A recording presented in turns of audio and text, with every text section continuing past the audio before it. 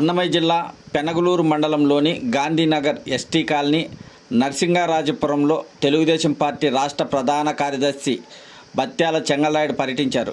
ఈ సందర్భంగా ఎన్ఆర్పురం గ్రామ పరిధిలోని గుంజనయేరులో ఉన్న చెక్ డ్యాం పరిశీలించారు.